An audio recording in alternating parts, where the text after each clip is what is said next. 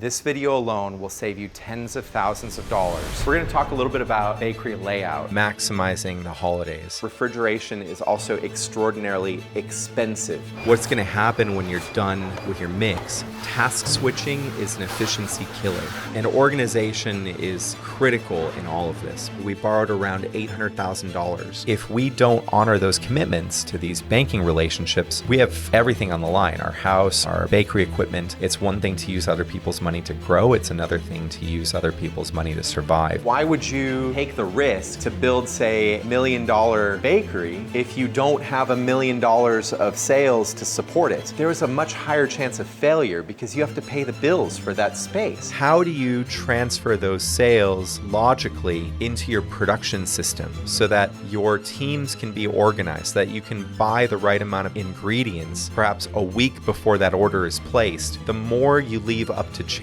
the harder it is to ever really get it right. I wish that it was only flour that I had to deal with. We store 280 different SKUs of items. Cleaner supply that we need for washing the floor. Maybe it's barrels of olives. As you scale, you need space to accommodate every single thing that you buy on a recurring basis. There's nothing worse than going through an entire build-out process, spending every last dollar that you have, or worse, that you borrowed in order to build out, only to learn that there's this extra $20,000 you have to spend here, or this extra $10,000 that you have to spend there. What I'm trying to do is point out the things that tripped me up in building my bakeries in hopes of saving you the headache of learning these things in the midst of construction and the actual money that you could save by knowing this up front. There's disruptions in business. There's things that will knock you out. If you're building a business that's completely dependent on you,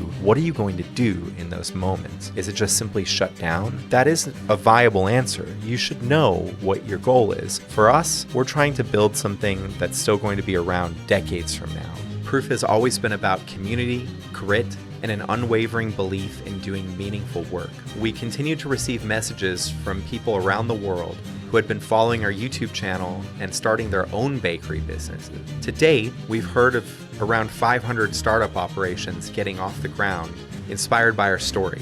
Why are we doing this in the first place? The joy of baking, the joy of acquiring new skills, the joy of just growing in general. Every role matters. Skill-based roles can make or break everything that happens after the mix. This is a journey, not a final result. Get processes that are time-sensitive started. The skill required to handle ambient bread is higher.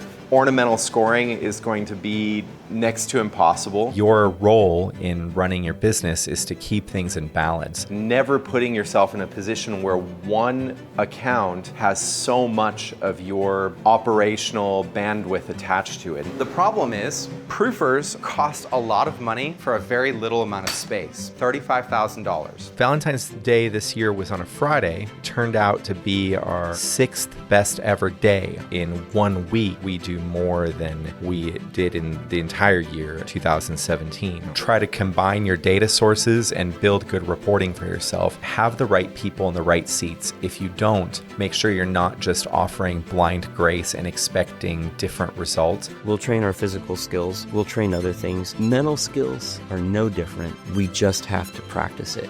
Checking equipment as you go is important. Keep the space clear and organized. And hopefully some of the insights will help you avoid some of the traps that we have fallen into. Don't neglect this. Plan, plan, plan. And best of luck to you.